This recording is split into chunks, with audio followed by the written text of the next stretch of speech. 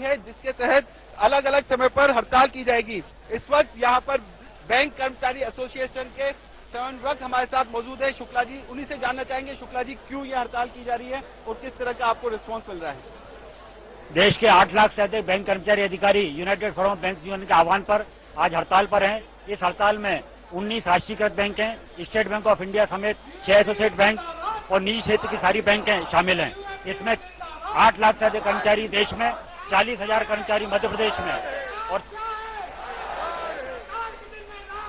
यदि बात करें शुक्ला जी, काफी व्यापार प्रभावित होगा। इंदौर जो है मध्य प्रदेश की आर्थिक राजधानी माना जाता है, ऐसे में क्या उम्मीद है, कितने का व्यापार प्रभावित होगा आज बैंक की हड़ताल से?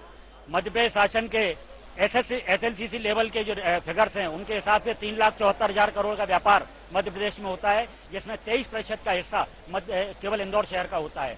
हमारे अपने आंकड़ों के अनुसार जो कि क्लीयरिंग हाउस और बैंकों से लिए गए हैं, उसमें 400 करोड़ रुपए का लेन देन आज की तारीख में प्रभावित हुआ है। शुक्ला जी, बात की जाए, आज का दिन है, आज पूरा राष्ट्रव्यापी हड़ताल है। इसके बाद 4 अलग अलग दिन 2 दिसंबर से लेकर 6 दिसंबर तक क्षेत्रवार हड़ताल करने की भी बात की गई है। क्या पूरी जानकारी आप देना चाहेंगे बंसल न्यूज के दर्शक है, जो आप लोग के कस्टमर्स है, उन्हें कि किस तरह से वो हड़ताल की जाएगी, किस किस तारीख को किस किस क्षेत्र में वो हड़ताल रहेगी? अगर आज की हड़ताल के बाद भी सरकार को कोई समझ नहीं आती है तो निश्चित तौर पर 2 दिसंबर को दक्षिण भारत में हड़ताल की जाएगी, 3 दिसंबर को उत्तर भारत जिसमें मध्य प्रदेश भी शामिल है हड़ताल की जाएगी, 4 दिसंबर को पूर्वी और उत्तर पूर्वी भारत में हड़ताल रहेगी और 5 दिसंबर को पश्चिम भारत में हड़ताल रहेगी। इन 4 हड़ताल के बाद भी यदि सरकार को समझ नहीं आती है तो निश्चित तौर पर बैंक कर्मचारी अधिकारियों के संगठन अनिश्चितकालीन हड़ताल करने के लिए विवश हो जाएंगे। शुक्ला जी, लगातार ये बात कही जा रही है कि बैंक जो है वो शायद मुनाफा पहले से कम हुआ है, इस वजह से वेतनमान आप लोग की वृद्धि नहीं हो रही। क्या वो वजह है जिसकी वजह से बैंक का फायदा कम हुआ है? सारे आंकड़े बनाए गए हैं। कल की तारीख में सारे पेपर्स में इंडियन ओवरसीज बैंक के आंकड़े आए हैं, जिसमें क्वार्टरली फिगर्स दिए गए हैं। अगर बैंक का कामकाज 5.4% बढ़ा है, अगर डिपॉजिट 7.8% बने हैं, अगर एडवांसेज 3% बढ़े हैं, बैंक कर्मचारियों का पर एम्प्लॉय बिजनेस 2 करोड़ 77 लाख से 2 करोड़ 95 लाख पहुंचा है, तो कोई कारण नहीं है कि यह कहा जाए कि बैंक को घाटा हुआ है। बैंकों में घाटा नहीं हुआ है, बल्कि डूबा ऋणों का प्रोविजन किया जा रहा है। इस वजह से बैंकों में घाटा दिखाया जा रहा है, जिससे बैंक कर्मचारी अधिकारियों के वेतन समझौते को नकारा जा सके।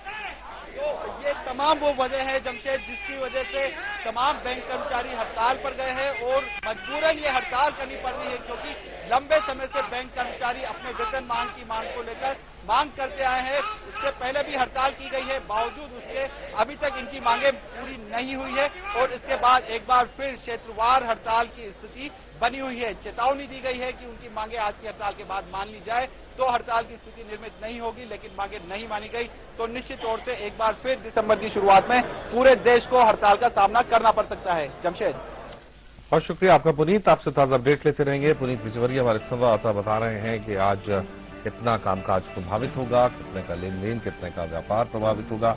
23% हिस्सा इंदौर शहर से ही आता है मध्य प्रदेश के, जितना व्यापार होता है उसका 23% हिस्सा इंदौर शहर में होता है लेन देन का, वो सब प्रभावित होगा। आज ये 1 दिवसीय सांकेतिक हड़ताल है, इसके बाद क्षेत्रवार हड़ताल होगी और उसके बाद अगर मांगे तब भी नहीं मानी जाती हैं तो उसके बाद अनिश्चितकालीन हड़ताल पर बैंक कर्मी चले जाएंगे।